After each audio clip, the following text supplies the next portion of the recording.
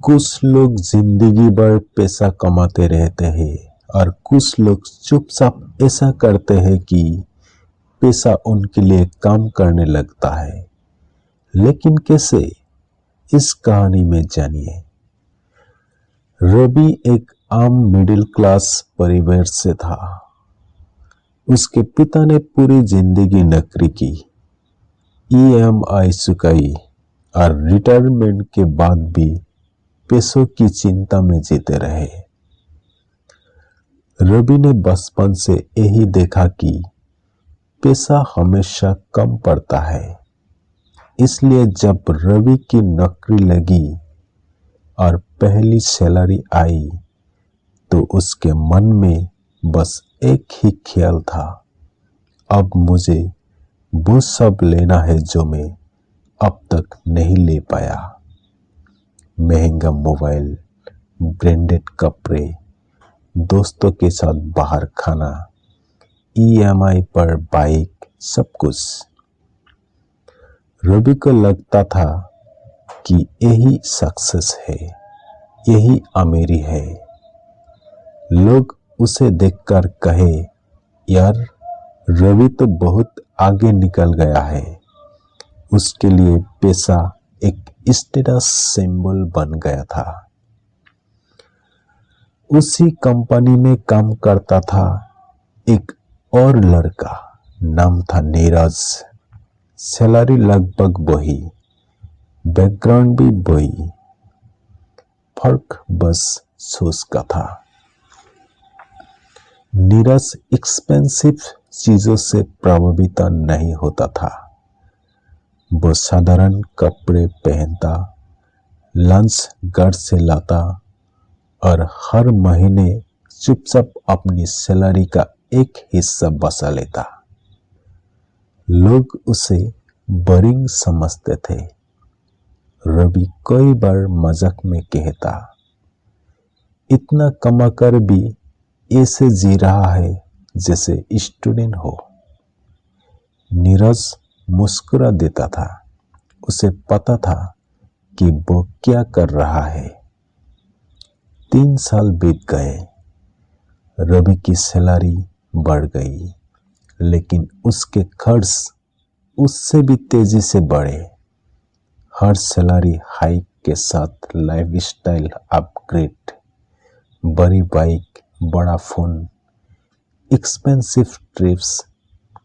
बाहर से उसकी जिंदगी बहुत सक्सेसफुल दिखती थी, लेकिन अंदर ही अंदर वो हर महीने सैलरी आने का इंतजार करता था।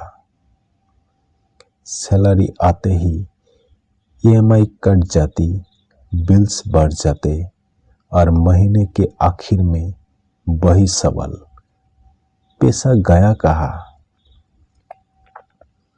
वही नीरज की सैलरी उतनी ज्यादा नहीं बढ़ी थी, लेकिन उसकी सेविंग्स और इन्वेस्टमेंट्स धीरे धीरे बढ़ गई थी। उसने कई बड़ा रिस्क नहीं लिया, कोई शॉर्टकट नहीं अपनाया, बस समय दिया। एक दिन अचानक कंपनी में रिसेशन आ गया, लेऑफ्स शुरू हो गए। रवि की रातों की नींद उड़ गई। उसे एहसास हुआ कि अगर नौकरी चली गई तो उसकी जिंदगी रुक जाएगी। ईएमआई, रेंट, एक्सपेंसेस, सब कुछ इसी एक इनकम पर टिका था। डर ने उसे अंदर से तोड़ दिया। नीरज भी लेऑफ लिस्ट में था। फर्क बस रिएक्शन का था। वह घबराया नहीं। उसके पास इमरजेंसी फंड था।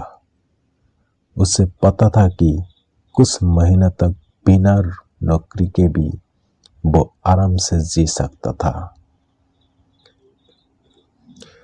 यही फर्क था पैसे का कंट्रोल। समय बीतता गया। रवि को समझ आने लगा कि जिंदगी में असली अमीरी वो नहीं है जो दिखती है। असली अमीरी वो है जो आपको डर से आज़ाद कर दे। उसने पहली बार महसूस किया कि पैसा सिर्फ खर्च करने की चीज नहीं बल्कि सुरक्षा और आज़ादी का साधन है। नीरज ने एक बात उसे समझाई, हम लोग पैसा कमाने पर बहुत ध्यान देते हैं, लेकिन पैसे के साथ कैसा व्यवहार करना है ये कोई नहीं सीखा था। 10 साल बाद रवि और नीरज फिर मिले। रवि अब पहले से ज्यादा मैच्योर था। उसने अपनी लाइफस्टाइल शुरू कर दी थी, EMI कम कर दी थी और बचत शुरू कर दी थी। वो अमीर नहीं था, लेकिन अब समझदार हो गया था। नीरज अब भी वही सादा जिंदगी जी रहा था, लेकिन उसके पास एक ताकत थी, चॉइस।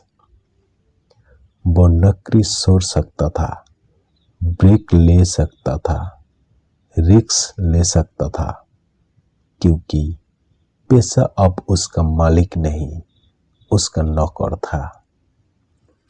रवि ने पूछा, तू इतना शांत कैसे रहता है? नीरज ने बोला, क्योंकि मैंने ये समझ लिया है कि पैसा खुश रहने के लिए नहीं, बल्कि डर से मुक्त रहने के लिए होता है। कुछ लोग जिंदगी भर ये साबित करने में लगे रहते हैं कि ये अमीर है, और कुछ लोग चुपचाप ऐसी जिंदगी बना लेते हैं जहां उन्हें किसी को कुछ साबित करने की जरूरत नहीं पड़ती। यही है पैसे का असली साइकोलॉजी। कम दिखावा, ज्यादा दर्जा, कम लालच, ज्यादा कंट्रोल। और यही सोच धीरे धीरे आपको फाइनेंशियल फ्रीडम को तरफ ले जाती है।